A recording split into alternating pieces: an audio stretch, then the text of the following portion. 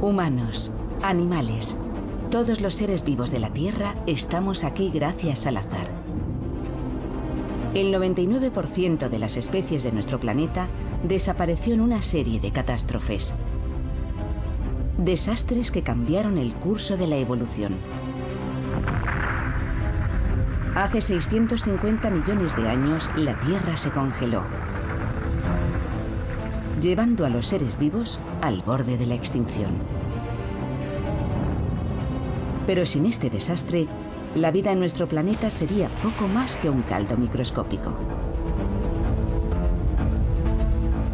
Esta es la historia de la Tierra convertida en una bola de nieve.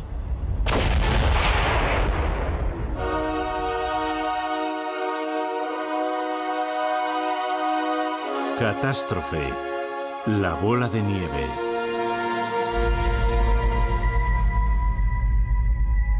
Es casi imposible imaginar la inmensa escala temporal de la vida de nuestro planeta. Así que vamos a comprimir toda su historia en un solo día. A las 0 horas, hace 4.500 millones de años, nació el planeta.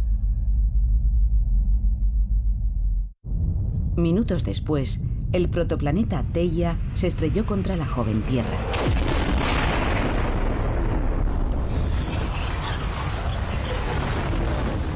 Y dio origen a la Luna.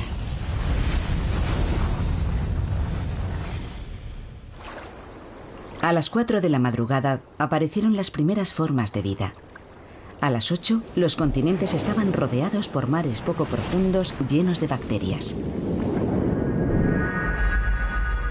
Las bacterias habitaron los océanos durante 3.000 millones de años, pero a las 8:27 de la noche, hace 650 millones de años, ocurrió una catástrofe.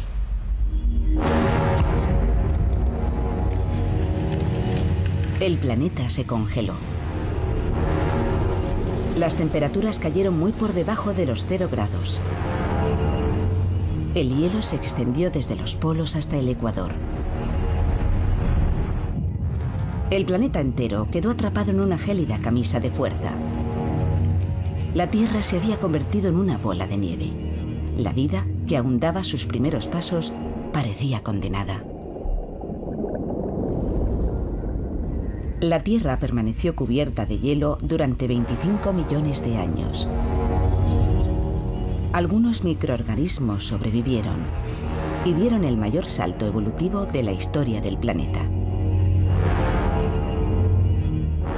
La catástrofe, que estuvo a punto de eliminar todo rastro de vida, dio un gigantesco impulso a la evolución, creando la vida que hoy conocemos y a nosotros mismos. Pero ¿cómo ocurrió exactamente y cómo hemos podido descubrirlo? Las antiguas capas de hielo hace mucho que desaparecieron, pero el rastro que dejaron tras de sí nos ha permitido descubrir valiosos detalles sobre aquella catastrófica glaciación.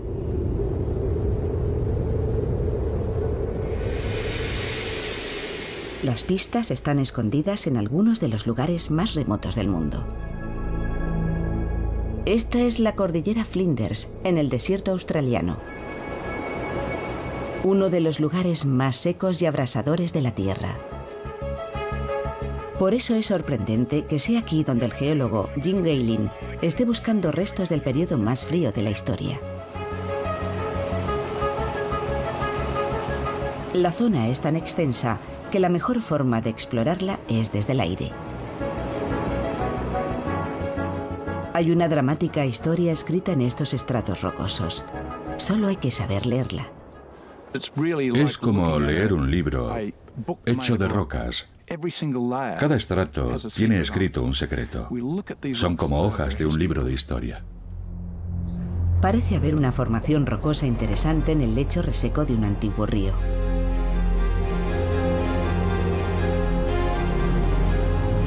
Es lo que Gaylin estaba buscando. Una roca de 650 millones de años de antigüedad, lo que se denomina un bloque errático. Un bloque errático es una roca extraña que no debería estar entre sedimentos de barro o arena, sino entre derrubios o helechos de rocas. Pero aquí está. Puede parecer una simple piedra, pero su presencia demuestra que este ardiente desierto estuvo cubierto de hielo. Esta roca no debería estar aquí, en un entorno compuesto de barro, arena y grava. En condiciones normales sería imposible. Algo transportó este bloque errático hasta aquí durante miles de kilómetros. Y solo hay una fuerza que pueda trasladar rocas como esta a grandes distancias: el hielo.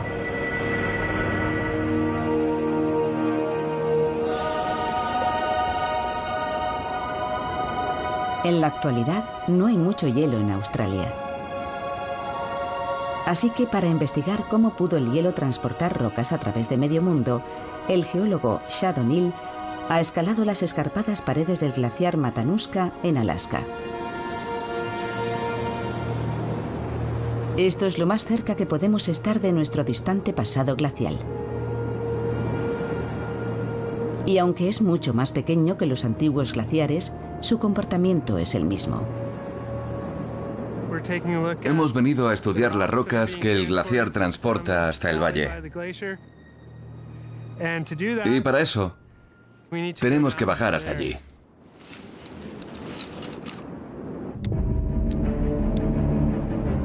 Los glaciares son excavadoras naturales.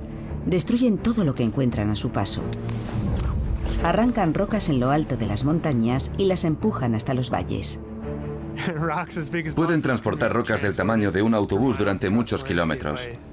Los más largos tienen cientos, incluso miles de kilómetros, de modo que pueden trasladar piedras enormes a grandes distancias.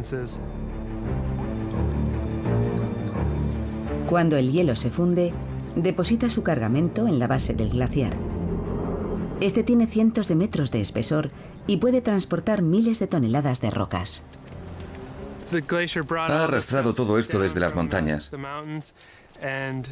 Cuando se deshiela, el paisaje que deja al descubierto parece arrasado por un equipo de excavadoras.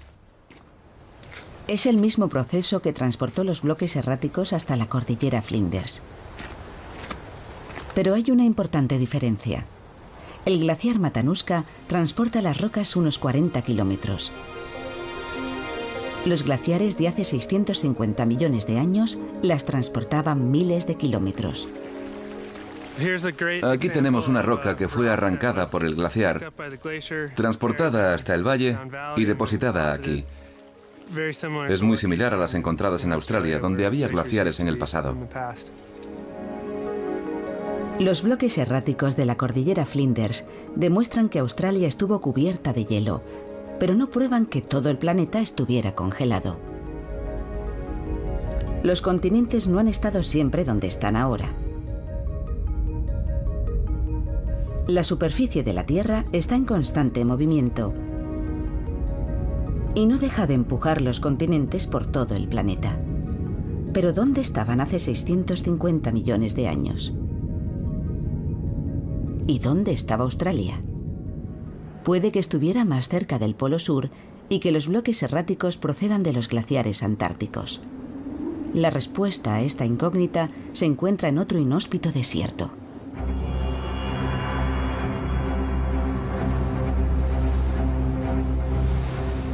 El Valle de la Muerte, en el suroeste de Estados Unidos. El geólogo Joe Kirsvink, el creador del concepto de la bola de nieve terráquea, lleva 2 décadas reuniendo pruebas. Aquí hay rocas fundamentales para entender la historia de la Tierra. Son como un tesoro escondido.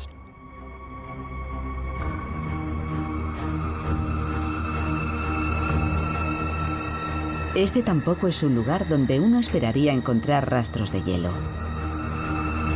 Pero dispersos entre los sedimentos de un antiguo lecho marino, hay más bloques erráticos. Cada vez que vengo veo cosas nuevas. Hay grandes bloques erráticos, como ese de ahí. Todos proceden de las montañas. Este es uno de los mejores lugares del mundo para verlos. Los bloques descubiertos aquí por Kirsvink datan del mismo periodo que los hallados en Australia. Hace 650 millones de años, el Valle de la Muerte y el desierto australiano, dos de los lugares más calientes y secos del planeta, estaban cubiertos de hielo. Pero ¿dónde se encontraban realmente cuando tuvo lugar la gran glaciación? La respuesta está en las mismas rocas. Cada roca tiene una huella magnética única que permite determinar su punto de origen con gran exactitud. Para estudiar estas huellas, Kirschvink toma muestras del interior de las rocas en las que se encuentran los bloques erráticos. El campo magnético de la Tierra está formado por corrientes eléctricas que fluyen por su interior. Los patrones de ese campo nos permiten conocer la latitud en la que se formó la roca. Una vez determinada la latitud, los científicos pueden averiguar su lugar de procedencia. Cuando un glaciar depositó aquí estos bloques, el Valle de la Muerte estaba en el trópico. Pero la historia que cuentan las rocas del desierto australiano es aún más asombrosa. Un equipo que estudió esas rocas descubrió que su magnetismo era muy estable y pensaron, un momento, esto puede ser muy importante. La huella magnética descubierta revelaba que hace 650 millones de años, Australia estaba en un lugar completamente distinto del que ocupa hoy.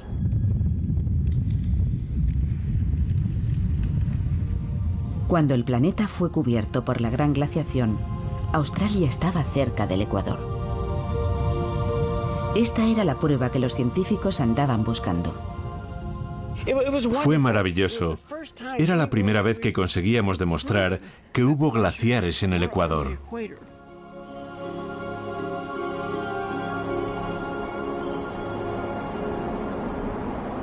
La existencia de masas de hielo en el Ecuador solo podía significar una cosa.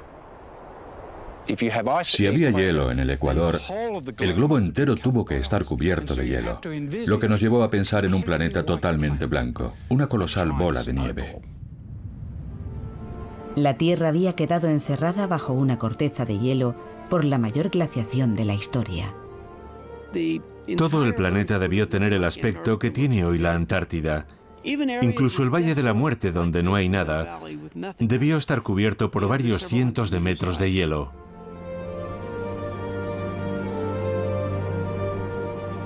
¿Pero qué fue entonces de los organismos unicelulares atrapados bajo la densa capa de hielo y de nieve? Su futuro no parecía muy prometedor. Aquella fue la mayor glaciación de la historia de este planeta. Sus océanos no solo estaban cubiertos de hielo cerca de los polos. El hielo se había extendido por todas partes. Prácticamente había aislado a todos los seres vivos. Hace 650 millones de años, la Tierra comenzó a helarse. La vida parecía destinada a la extinción total. De alguna forma, algo había condenado a todo el planeta a una catastrófica congelación extrema. La cuestión es ¿qué? Son las 8:27 de la tarde en el reloj de la historia de la Tierra. Hace 650 millones de años, el planeta se enfrentaba a una catástrofe. Una profunda congelación global. ¿Pero qué la había provocado? Esta no era la primera glaciación que sufría el planeta, y tampoco sería la última. Sucede aproximadamente una vez cada 100.000 años. Los glaciares se expanden y transforman la Tierra, pero normalmente se detienen antes de llegar al Ecuador. Pero hace 650 millones de años se incumplió esa regla. Las glaciaciones, en su mayor parte, son consecuencia de cambios en nuestra órbita alrededor del Sol. Cuanto más se aleja la Tierra, más bajan las temperaturas. Pero factores como la órbita y la rotación no bastan para explicar que los hielos llegasen a cubrir el Ecuador. Tuvo que ocurrir algo más.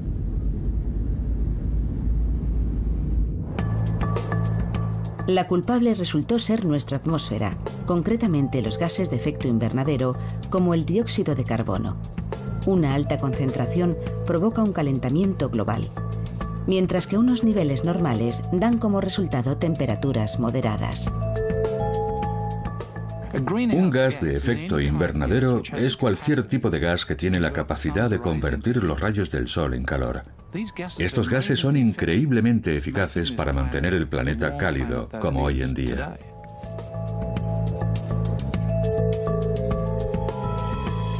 Pero es un equilibrio muy delicado. Si los niveles de CO2 suben o bajan demasiado, el clima entra en una espiral caótica.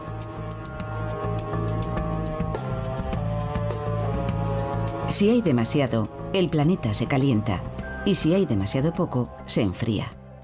El dióxido de carbono es un gas muy importante. Es a la vez un problema y una solución. Cuando está en proporciones demasiado altas, recalienta la Tierra, que es lo que hoy nos preocupa. Pero en la época anterior a la bola de nieve, el problema fue el contrario.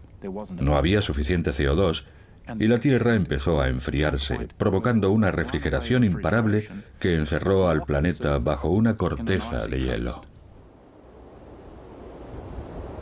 Gehling cree que fue una caída de los niveles de dióxido de carbono lo que provocó la gran glaciación. Algo estaba eliminando el CO2 a gran escala.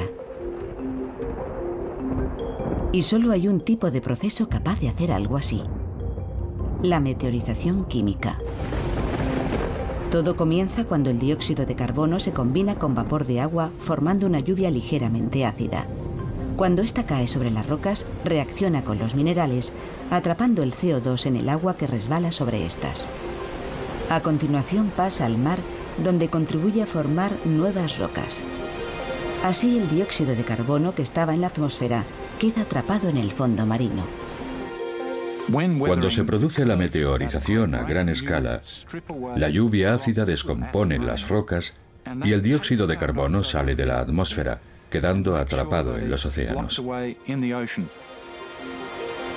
La meteorización ocurre más rápido en los lugares cálidos y húmedos.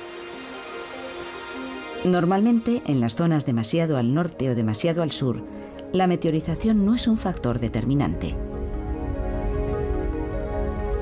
Pero hace 650 millones de años, todas las masas terrestres estaban aglomeradas en un supercontinente en el Ecuador.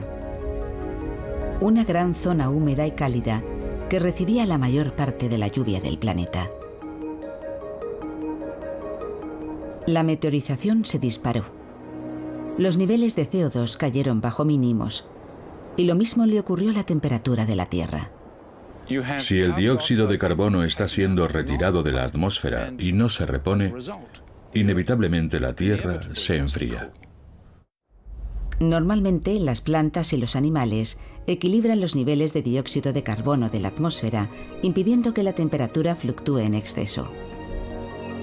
Pero hace 650 millones de años, la vida aún no había evolucionado en tierra firme, y en los océanos solo florecía en forma de bacterias. Y estas estaban contribuyendo a empeorar la situación. Hace 650 millones de años, este era un mundo de cianobacterias que vivían formando una capa cenagosa en el lecho marino. Las cianobacterias ya estaban en este planeta 3.000 millones de años antes de crearse la bola de nieve. Y en aquel momento fueron especialmente importantes.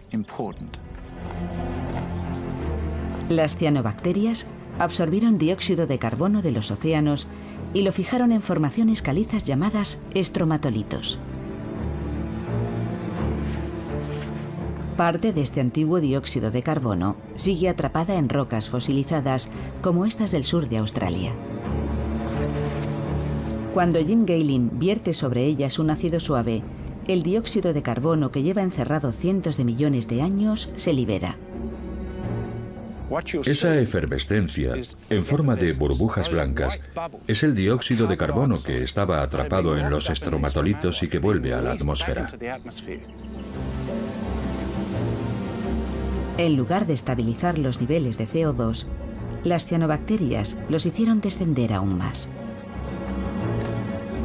lo que unido a los efectos de la meteorización química provocó que las temperaturas se desplomaran. Incluso entonces, el planeta podría haber evitado la congelación total. Pero una catastrófica reacción en cadena lo llevó a un punto sin retorno.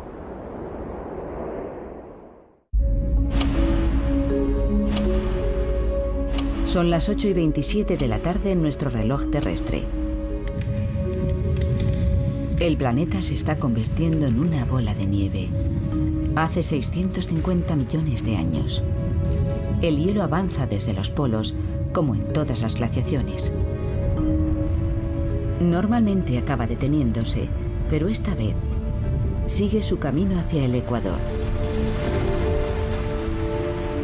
Y al hacerlo, provoca una reacción en cadena que lleva las formas de vida primitivas al borde de la extinción.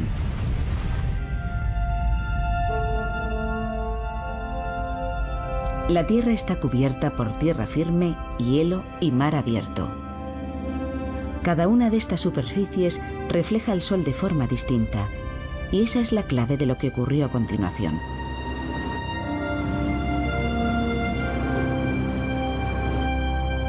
Estamos en el Ártico.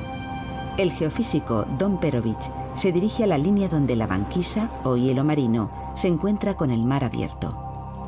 Esta zona, conocida como borde frontal, es uno de los mejores lugares para estudiar por qué la Tierra cayó en una catastrófica congelación total. Este es el lugar donde el hielo se encuentra con el océano abierto. Pero es mucho más que eso. En el borde es donde hay agua, donde hay luz, y por tanto es donde hay vida. Aquí vemos ballenas, focas y aves en el cielo. Es una zona increíble. Aquí Perovich puede comparar el albedo, o reflectividad terrestre, de dos superficies muy distintas: el hielo marino y el océano abierto. Este sensor mide la luz del Sol que incide sobre la nieve y la cantidad que ésta refleja. El hielo marino es la superficie más reflectante del planeta. Refleja un 85% de la luz que recibe. Si nos alejáramos del borde unos 100 metros, el albedo sería de menos del 10%. Lo más interesante de todo esto es que el hielo cubierto de nieve tiene el albedo más alto de todas las superficies naturales de la Tierra, y el mar abierto el más bajo. Así que aquí mismo tenemos al mejor reflector natural y al peor reflector natural. El mar abierto devuelve muy poca luz al espacio. Absorbe la energía del Sol y mantiene el planeta templado. Pero al parecer, hace 650 millones de años ocurrió justo lo contrario. El mejor reflector de la Tierra, el hielo marino, fue sustituyendo al peor reflector, el agua del mar. El hielo siguió cubriendo los océanos, incapaces de absorber más calor, y la Tierra siguió enfriándose. Las nuevas placas de hielo reflejaron aún más la luz del Sol, lo que provocó un nuevo enfriamiento y más hielo. Se había alcanzado el punto sin retorno. Al formarse más hielo, el peor reflector fue sustituido por el mejor reflector. Todo se enfrió más y se hizo más hielo, con lo que se enfrió todavía más y se formó aún más hielo. Una congelación galopante que acabó convirtiendo el planeta en una bola de nieve. Nadie había contemplado esta idea hasta hace pocas décadas. Pero los científicos comenzaron a pensar en ella mientras estudiaban un tipo de desastre muy diferente.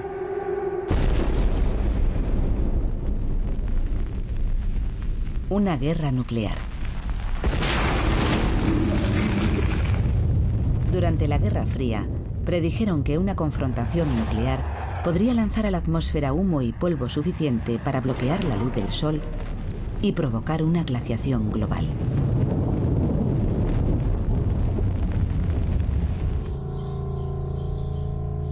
El climatólogo ruso Mikhail Budiko, estaba investigando este posible escenario cuando hizo un descubrimiento escalofriante. Calculó que si la banquisa alcanzaba el paralelo 30 norte, a la altura de Nueva Orleans, la cantidad de energía solar reflejada empujaría la Tierra a un punto de inflexión. En un sistema climático como el de la Tierra, con tantas variables, existen los llamados puntos de inflexión. Es como si estás en una barca que se balancea. No pasa nada hasta que se inclina demasiado y entonces vuelca. Budiko afirmaba que si el hielo avanzaba lo suficiente, superaría un punto de inflexión y cubriría toda la Tierra.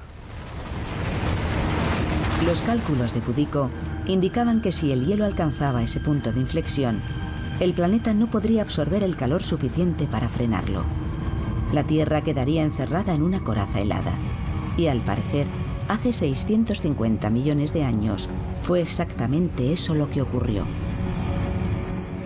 En lugar del mundo que tenemos hoy, debió ser algo similar a esto. Una gran extensión blanca de infinitos bloques de hielo totalmente cubierta de nieve. Es difícil imaginar el alcance del desastre que debió suponer la gran glaciación. Las dos masas de hielo se encontraron finalmente y cerraron sus heladas mandíbulas en el Ecuador. Parecía que nada podría sobrevivir en este desierto helado. Y sin embargo, la vida no solo superó el desastre, sino que floreció. Y dio el mayor salto evolutivo de nuestra historia.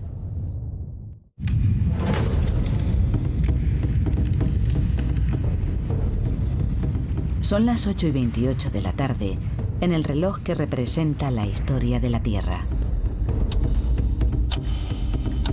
Profundamente enterrada bajo el hielo, la única forma de vida que había en el planeta afrontaba un duro dilema: adaptarse o morir.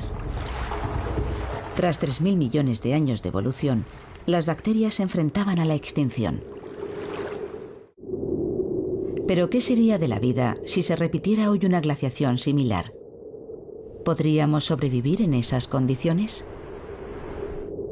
Al extenderse el hielo, todas nuestras reservas de agua potable se congelarían. Los cultivos y el ganado desaparecerían.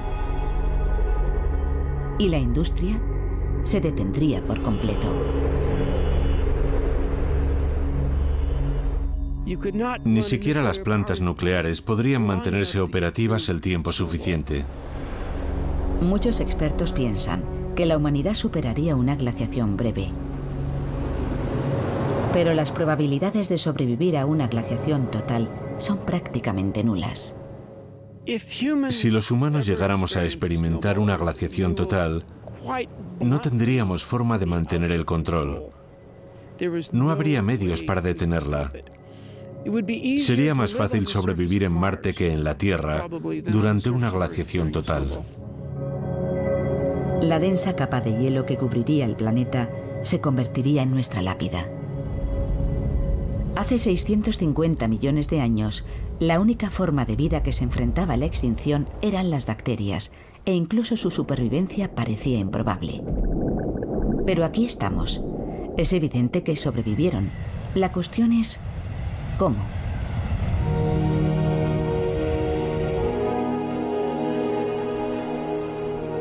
El deseo de averiguar cómo aquellos organismos simples mantuvieron viva la evolución ha traído a esta microbióloga solitaria al glaciar Whiteout, en el sur de Alaska. Hazel Barton se pregunta cómo pudieron sobrevivir las bacterias a una prolongada congelación. Su objetivo es encontrar rastros de vida en unas cuevas heladas aparentemente vacías. Siempre se ha pensado que en estas cuevas no había vida. No había nada, pero están repletas de microorganismos. Barton busca microbios vivos en esta cueva de hielo para comprender cómo sus antepasados sobrevivieron al mayor de los desastres climáticos hace millones de años. Ya en la entrada hay partículas de polvo alojadas en el hielo, lo que crea una superficie en la que pueden sobrevivir los microbios. Esta cueva se encuentra debajo del glaciar. En su interior la temperatura es de 4 grados bajo cero. Los organismos que viven en condiciones tan duras reciben el merecido nombre de extremófilos. Barton toma muestras de los microbios sepultados en los sedimentos de las rocas heladas. Estoy buscando sedimentos que puedan contener microbios que nunca hayan estado expuestos al calor. A estos organismos les encanta el frío y de hecho han evolucionado para vivir en estas condiciones de frío. Si ahora los llevásemos a la luz del sol, sin duda morirían. Sería como si nos abandonaran a nosotros en mitad de un desierto. Barton espera que esta cueva pueda arrojar luz sobre la forma en que los microbios se adaptaron a la bola de nieve. La mayoría de las superficies expuestas debieron tener un aspecto parecido a esto. Así que tenemos delante el tipo de entorno al que debieron adaptarse los organismos supervivientes. Y no solo vivían sobre el hielo, también lo hacían en su interior. La luz penetra unos metros en el hielo, y eso es suficiente para que estos microbios prosperen. Estamos bastante cerca de la entrada. Yo diría que aún entra la cantidad suficiente de energía solar para que crezcan las cianobacterias. Probablemente sigan viviendo en el hielo.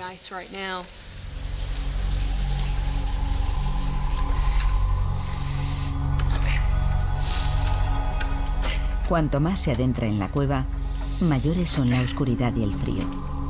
Pero incluso aquí sigue habiendo vida. Esto parece una comunidad de cianobacterias. Son increíblemente resistentes y muy capaces de sobrevivir en las condiciones más duras que uno pueda imaginar. Durante la gran glaciación, el hielo llegó a tener miles de metros de espesor. Barton ha encontrado condiciones similares a cientos de metros de la entrada. Aquí apenas hay luz, pero incluso en esta penumbra helada encuentra colonias florecientes de microbios.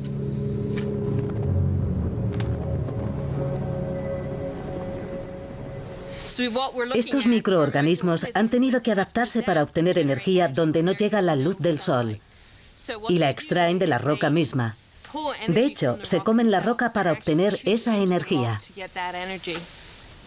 Cuando salga al exterior, Hazel examinará las muestras con su microscopio de campo. Piensa que los antiguos microbios tenían una estructura similar a estas cianobacterias y que eran unos supervivientes natos. Estas cianobacterias han formado una comunidad en el hielo. Son unos organismos increíbles, muy adaptables y una de las formas de vida más antiguas del planeta. Pueden sobrevivir en condiciones extremas. Las cianobacterias han desarrollado asombrosos mecanismos de supervivencia. Si nuestras células se congelan, sus membranas se rompen. Y si se secan, mueren. Pero las cianobacterias han desarrollado una estructura celular que impide que se rompan, incluso en las condiciones más difíciles. Han cambiado la estructura de su ADN para que no sufra ningún daño. Si nuestro cuerpo se secara, nuestro ADN sería irrecuperable. Pero si le ocurre lo mismo a una cianobacteria, basta con añadir agua 100 años después y en pocas horas estará realizando la fotosíntesis. Y además de resistir la sequedad extrema, algunas pudieron resistir el hielo. Al quedar sepultados, casi todos los microbios perecieron. Pero los más resistentes sobrevivieron y con el tiempo evolucionaron hasta formar cepas que prosperaban en el frío y la oscuridad, convirtiéndose en los antepasados de todos los seres que viven hoy en la Tierra. Parece lógico pensar que estas catástrofes acabarían con todo rastro de vida, pero estos microorganismos han pasado por cosas similares durante miles de millones de años y han conseguido adaptarse y ocupar el espacio que otros dejaron. Estas investigaciones prueban que incluso en las condiciones más extremas, en el hielo y en la oscuridad, la vida siempre se abre camino. Si un objeto del tamaño de Marte se estrellara contra la Tierra, seguiría existiendo vida.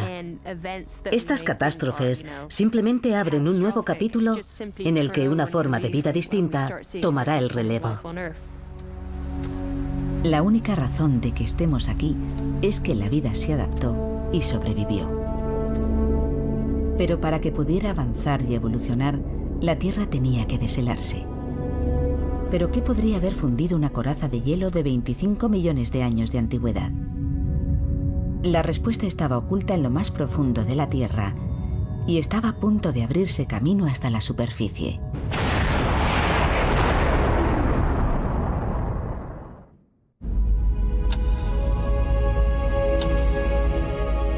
Son las 8:35 de la tarde en nuestro reloj de la historia. El planeta ha permanecido cubierto de hielo casi 25 millones de años. Pero a las 8:37 ocurre algo asombroso. La superficie helada empieza a fragmentarse. Algo está calentando la Tierra, pero no es el Sol. La causa del deshielo había permanecido en el interior del planeta, profundamente enterrada.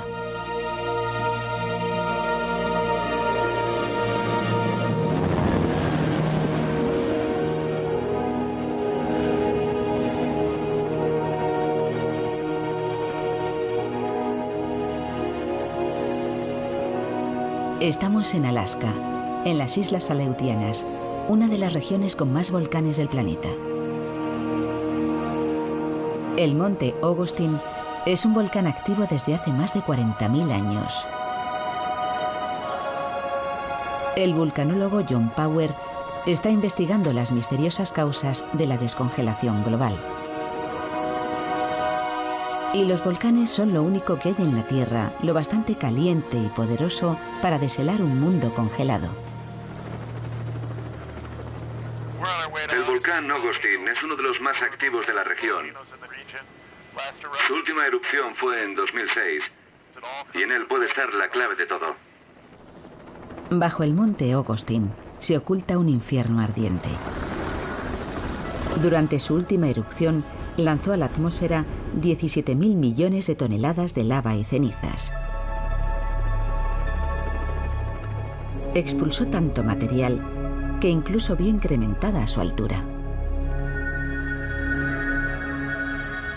Estamos unos 30 metros por encima de la antigua cumbre, en uno de los territorios más recientes de Norteamérica. John Power mide la temperatura, justo debajo de la superficie. Llega a alcanzar 95 o 96 grados centígrados. La cumbre sigue estando muy caliente. Si quisiéramos asar unas patatas o freír unos huevos, este sería un lugar perfecto para hacerlo.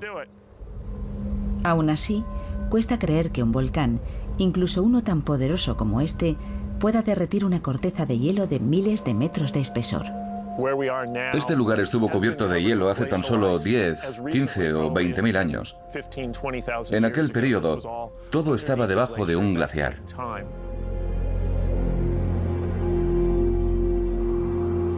Cuando Power examinó las rocas volcánicas, descubrió pruebas de que hace 24.000 años una erupción atravesó la masa de hielo.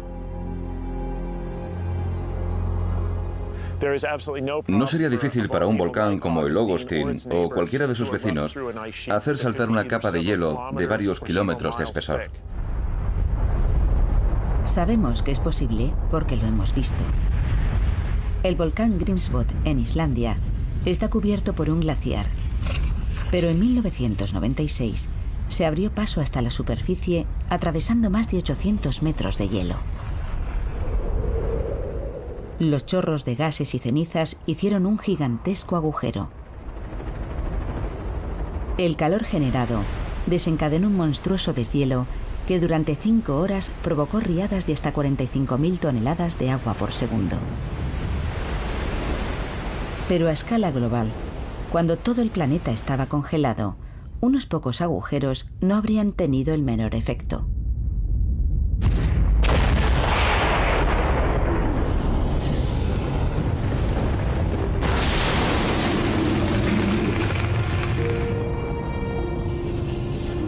Pero los volcanes guardaban en su arsenal otra formidable arma. Además de lava y rocas, también expulsaron grandes cantidades de gases de efecto invernadero. El dióxido de carbono es uno de los gases dominantes emitidos por los volcanes. En ocasiones este volcán ha liberado miles de toneladas diarias. El Ogostin es insignificante comparado con los volcanes que rompieron la gran corteza de hielo. Los científicos creen que miles de volcanes liberaron miles de millones de toneladas de dióxido de carbono.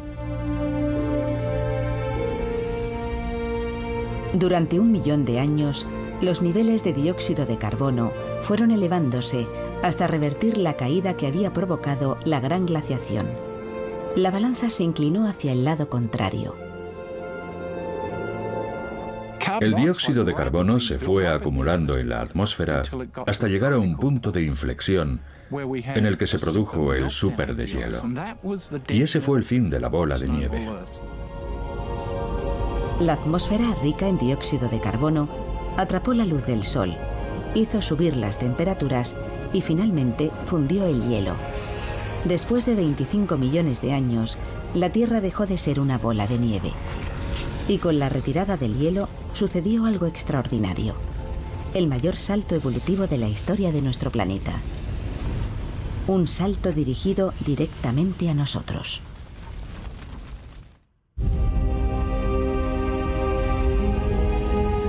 Los volcanes habían liberado a la Tierra de una profunda glaciación global.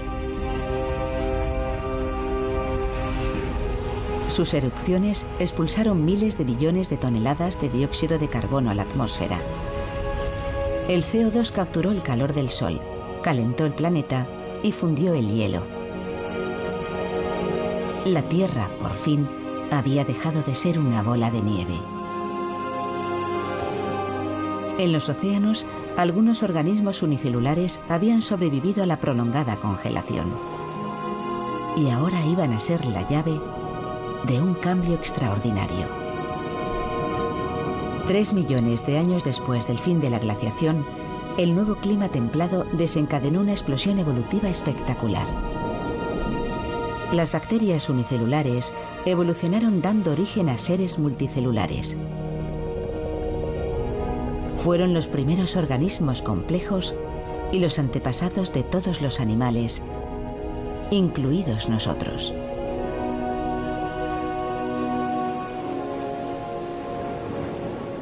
La bola de nieve debió ser el momento más próximo a la extinción de las primeras formas de vida.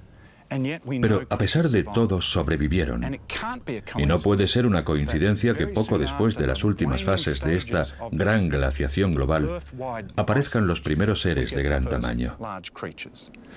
Todo parece indicar que estas catástrofes medioambientales impulsaron las formas de vida que podían evolucionar hacia la creación de organismos multicelulares.